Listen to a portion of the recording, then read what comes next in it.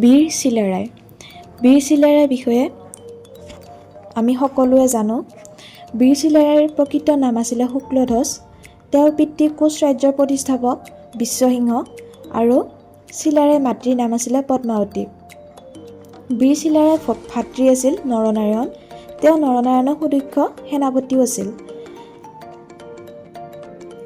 চিলাৰায়ে চিলাৰ দৰে চু মাৰি ৰণ কৰিছিল বাবে তেওঁক চিলাৰায় বুলি জনা যায়। চিলাৰায়ে দেৱান বা মন্ত্ৰীৰ কামো কৰিছিল, সেইকাৰণে তেওঁক চিলাৰায় দেৱান বুলিও কোৱা হৈছিল। তেওঁৰ বীৰত্ব আৰু পাৰদৰ্শিতাৰ ফলতে কোচ সৈন্যই ভুটীয়া, কছাৰী আৰু আহোম সৈন্যক বহুকেইখন যুদ্ধত পৰাস্তও কৰিছিল। ইতিহাসত পোৱা মতে কোচ ৰাজ্যৰ প্ৰতিষ্ঠাতা বিশ্বসিংহই 19 গৰাকী কুঁৱৰী বিয়া কৰাইছিল। কুঁৱৰীসকলৰ ভিতৰত শ্ৰেষ্ঠগৰাকী নেপালৰ জীয়ৰী আছিল। তেওঁৰ পুত্ৰ আছিলে নৰসিংহ। গৌড়ৰ দুগৰাকী কুঁৱৰী আছিল হেমপ্ৰভা আৰু পদ্মাৱতী দেৱী। নৰনাৰায়ণ হেমপ্ৰভাৰ পুত্ৰ আৰু শুক্লধ্বজ আছিলে পদ্মাৱতীৰ পুত্ৰ। বিশ্বসিংহৰ মুঠ 19 জন পুত্ৰ আছিল বুলি বুৰঞ্জীত পোৱা যায়। চিলাৰায়ে নৰনাৰায়ণৰ সৈতে বাল্যকালত বাৰাণসী ক্ষেত্ৰলৈ গৈ তাৰ ব্ৰহ্মানন্দ বিশাৰদ নামৰ এজন সন্ন্যাসীৰ ওচৰত বিদ্যা গ্ৰহণ কৰিছিল।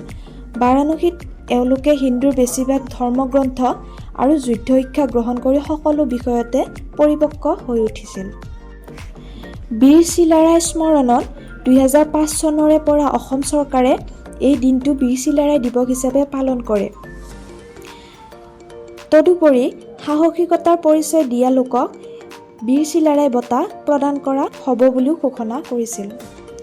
চিলাৰায় আৰু নৰনাৰায়ণ দুয়ো শিৱভক্ত আছিল। সেয়ে ঠায়ে ঠায়ে অসংখ্য দেৱ-দেৱালয় পাতি শিৱ দুৰ্গাৰ মূৰ্তি প্ৰতিষ্ঠা কৰিছিল। কিন্তু চিলাৰায়ে যেতিয়া শংকৰদেৱৰ প্ৰচাৰিত বৈষ্ণৱ ধৰ্ম ভাল পোৱা হ'ল, তেতিয়া শংকৰদেৱক প্ৰাণৰ দেৱতা কৰিবলৈ একান্ত ইচ্ছা হ'ল। আনহাতে নৰনাৰায়ণে শংকৰদেৱক শাস্তি বিহিবলৈ যত্ন কৰিলে। চিলাৰায়ে গুৰুজনাক নিজৰ কোঠাৰ ভিতৰতে লুকুৱাই ৰাখিছিল। তাৰ পিছত সুযোগ বুজি আৰু সুব্যৱস্থাৰে ৰজাৰ সন্মুখত এনেদৰে উপস্থিত কৰালে যে নৰনাৰায়ণে শংকৰক আদৰ কৰিবলগীয়াত পৰিল। শংকৰদেৱৰ গুণ গৰিমাত মোহিত চিলাৰায় সপৰিবাৰে প্ৰভুৰ পৰা বৈষ্ণৱ ধৰ্ম গ্ৰহণ কৰে। নৰনাৰায়ণে শংকৰদেৱৰ পাণ্ডিত্যত সন্তোষ পাই ৰাজসভাত ৰাখে।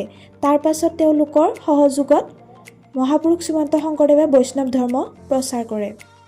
1571 খ্ৰীষ্টাব্দত চিলাৰায়ৰ গংগা তীৰত বসন্ত ৰোগত মৃত্যু হয়।